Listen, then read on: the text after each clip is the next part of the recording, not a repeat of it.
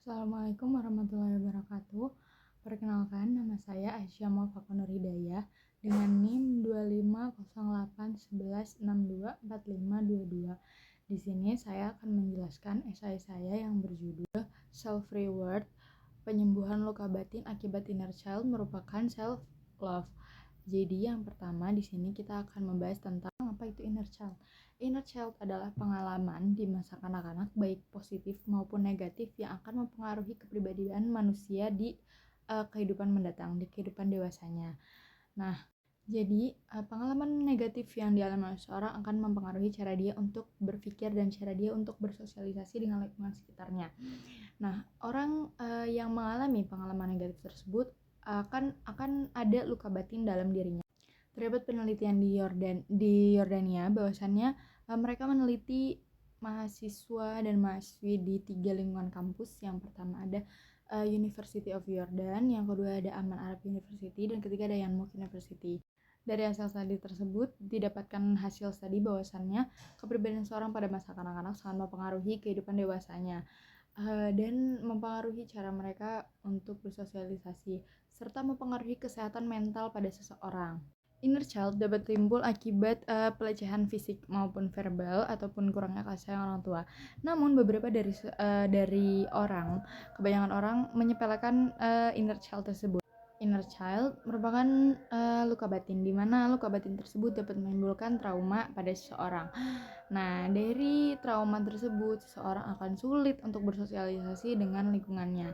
Maka dari itu sebaiknya kita sadar akan apa itu inner child, karena seorang yang menyadari inner child dalam dirinya, seorang itu akan mulai berdamai dengan dirinya dan mulai menata dirinya lagi dan berusaha untuk menerima dirinya. Nah, inner child sendiri, jadi pada awalnya konsep inner child dikenalkan oleh seorang pendidik Amerika yang bernama John Bradshaw pada tahun 1990-an. Jadi menurut Bradshaw, inner child itu bukan hanya metafora dalam diri manusia, melainkan bagian psikis manusia yang berkembang melalui emosional dan juga menyimpan memori afektif dalam diri manusia dalam masa-masa perkembangan manusia.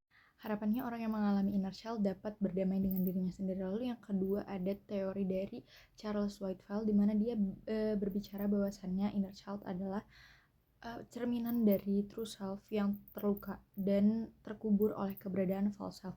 Kontribusi dari teori Whitfield sendiri adalah menekankan peran trauma pada perkembangan psikopatologi.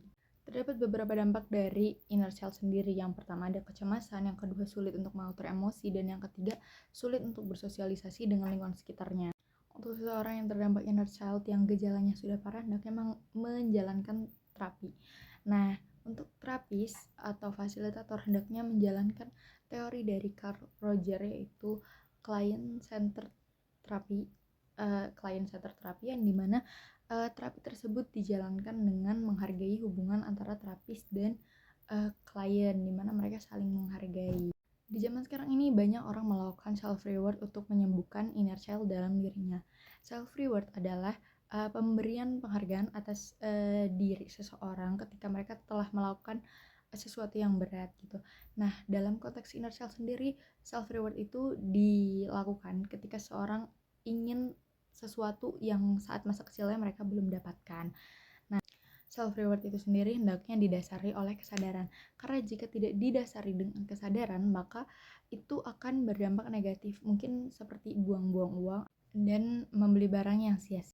Self reward juga bagian dari self love.